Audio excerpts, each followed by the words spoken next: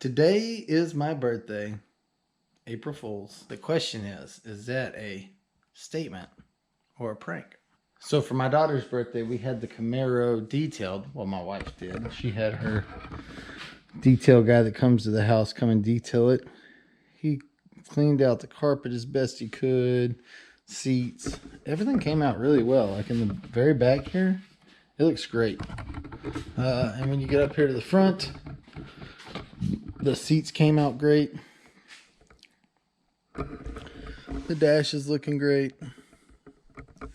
The only problem is the carpets, and the 10 years worth of neglect.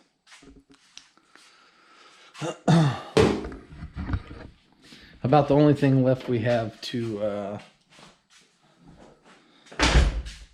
figure out inside is the headliner, which my brother actually ordered for my daughter for her birthday. So big shout out to Uncle Chad. Now I actually shot what we're looking at right now well after I shot a good bit of the video in this episode. Then I didn't remember where I was, so I had to go in and kind of edit what I had so far to figure out where I am. And now we're here. So without further ado, welcome to the beginning of the video after the beginning of the video. And let's finish putting this thing together. Hope you enjoy it. Trans leaks, wiring, all the dumb stuff that we have to deal with all the time on these old cars. So now back in time. Well, welcome back to crawling under this old car. So a buddy of mine stopped by today. He was helping me out. We went ahead and decided we were going to run the hard lines for the trans cooler. Once we started running them, we realized pretty quickly that they were going to line up, but they were hitting the sway bar. So we pondered it for a while. I was like, well, it's just going to rub a hole. I remembered that my neighbor had just given me a trans cooler that he ended up not using, like just a universal style. I said, well, what we'll do is we'll cut the hard lines towards the front of the motor where it'll be easy to get to if the clamp leaks or something. And then we'll put that trans cooler out in front of the radiator. And presto, we'll have a fresh, nice, tight setup. So we did all that. Everything looked good. Fired it up. Seemed like it was going good for a minute. And by the time we shut it down, we realized it was just pouring right at the center of the cross member. So got underneath there, we're looking. So I was expecting like the connections on the transmission to be leaking, but it wasn't there. It was right directly above the cross member on one of the lines. Had a small nick in it. I could see it weeping out of it. So now I get to go back under the car again onto a pile of transmission fluid. I'll end up, I guess my new plan is I'm going to cut the hard line further back, but still in a place where I can get to it easily. Run the hose from there all the way to the front. And then, yeah, we'll reassemble everything, get everything tight, and see if we have any leaks. Let me show you what happened so far. So if you look down here, you can see where the hard lines are coming out from under the motor. This soft line's coming up and around on the top side. Here's where the new to me, actually I think it's just brand new, trans cooler is. My neighbor gave me. So super nice of him. We just got it mounted to the condenser radiator. So my other line's going around the bottom right here, connecting there. And then, oh no, I want to say it's that top one right there, but I can't see it for sure. Well, shoot. Great, now I gotta crank this thing again to confirm.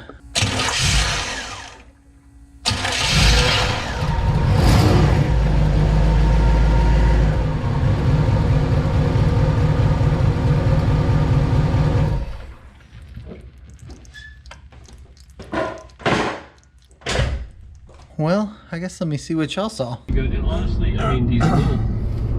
Here we are again, driving back and forth to the parts store for a 91 Camaro with a 84 swap motor that was probably already swapped to like an 87. I don't know. she runs and drives. You know, I showed y'all that we had a trans leak, and then we blew the one of the factory trans hard lines. So I was like, well, no big deal. I'll just cut that one off. I'll run more hose, you know, to get it further back. So I did that. Cranked it back up last night and promptly decided I was done with the car for the night. So it's a new day. It started leaking actually like almost in the exact same spot. So I assume that's probably where the factory clamps were, you know, where it was mounted. And so it's just, she was leaking, but the second line was just a trickle instead of a, well, you saw, there's a lot.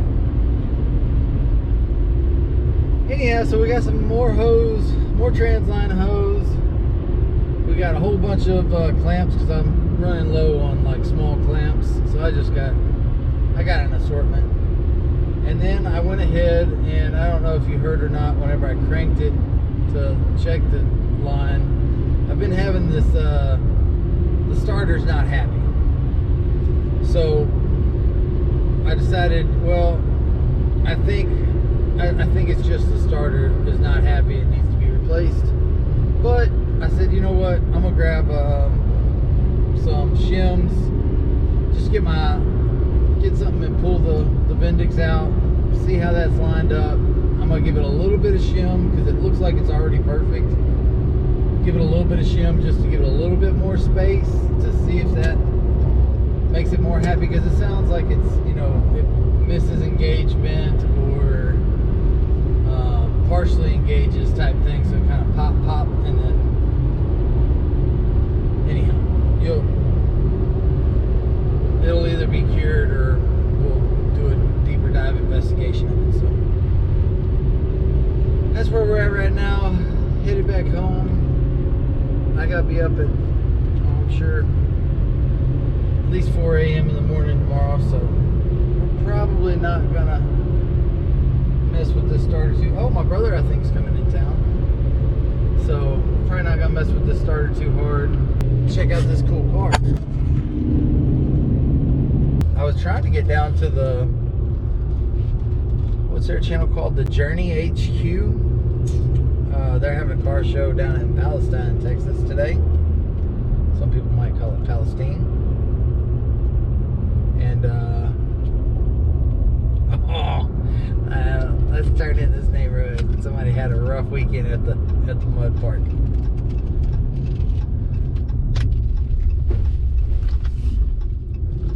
Anyway, the Journey HQ had a car show down in Palestine. I wanted to get down to it, and I did not, obviously.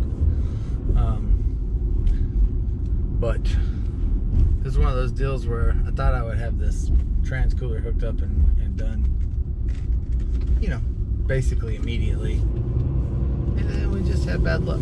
Popped a couple lines. Kind of was a lazy start to the day. I should have got started a little bit earlier at it, but not so much here or here, but right in here. That dude snapped everything off. I'll be honest with you. I had me a Razor back in, I don't even know, maybe 2010, somewhere in that range, 2010, 2011, and they are lots of fun to go to the park with, ride around in the mud for a minute, but god dang. Mine had 30s on it, and I broke drive shafts, I think 2 or 3 drive shafts. I broke a differential, a steering box or rack and pinion up in that one particularly. I will say though, man, if y'all are wanting to spend a lot of extra money for a little vacation and wanted to do something side-by-side related that would be incredible, Colorado, you can go up there and ride the side-by-sides on the on the trails up there in southwestern Colorado, Durango, Silverton, Ouray, Telluride. There's a network of trails in that area that are amazing. I mean, it's beautiful. Every bit of it is beautiful. All right, let's get inside and work on this thing. And here we are back at it again in another episode of Under That Old Car. I'm gonna use a hard line to get away from the transmission, the front of the transmission, all the way up to the front. We're still in the shakedown process of this car, but right now we just want this to function properly so we can take it for a longer ride, see how everything plays out. I got a set of relays for fans. I'm still going to use the factory relay, but it came with that sensor that I needed, and this is only like $35 for the whole kit. I was like, well, might as well. It has 2 relays, 2 harnesses for the relay. I mean, that's just going to come in handy. Nothing like a good old-fashioned murder scene. I feel like transmission leaks are always the worst. They make the worst mess. It's ridiculous.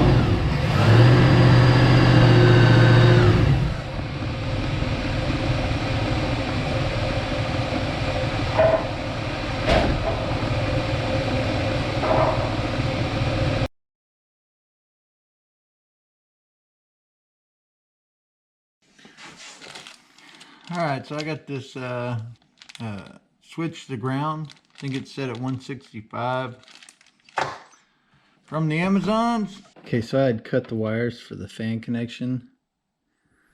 So I'm just going to butt connect these back up and then heat shrink them on there. I should take care of that part.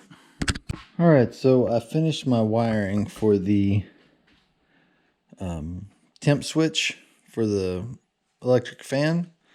I use the factory relay. I'll show a picture of the diagram that I used. Ended up working fine. Came off factory relay to ground with the switch right here on the top of the intake manifold. So everything works the way it's supposed to. Without the key on, no fan even if it goes to ground. And then when you put the key in, still no fan on. And when it gets hot and goes to ground,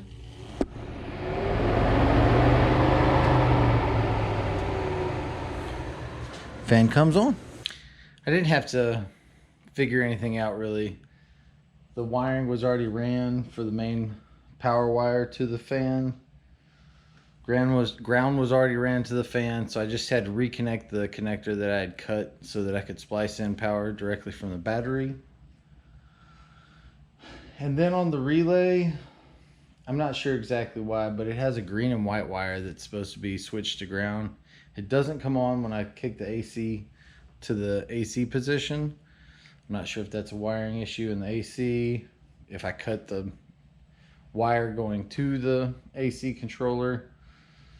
We're definitely going to have to tackle the mess of wires on both sides that aren't needed for the way we have it set up now. There is no more ECM usage. So we're going to delete on the ECM, delete on all the extra wires for the ECM. Should make wiring in the future simpler. I think that's it for this episode. We took it to town 2 or 3 times now. Fans are coming on when they're supposed to. Car's staying cool. You can ride around in it, do whatever. Up next, we're gonna hook up the heater core. Hopefully that thing doesn't leak. If it does, I'm sure it'll be the world's biggest pain in the ass to get out because it looks like it's buried underneath the dash.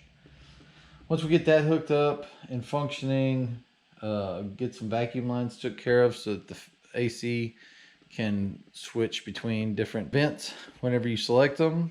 And yeah, then we're waiting on a motor for the passenger side door window so we can get that thing going up and down. That'll be nice. We are waiting on the headliner kit that my brother bought for my daughter. Put that in. That'll really improve the aesthetic as you walk up closer to the vehicle. Really the only thing that's just, the only two things that are actually just like, really get you is the headliner is like coming to pieces. It's actually starting to tear whenever we ride with the T-tops off.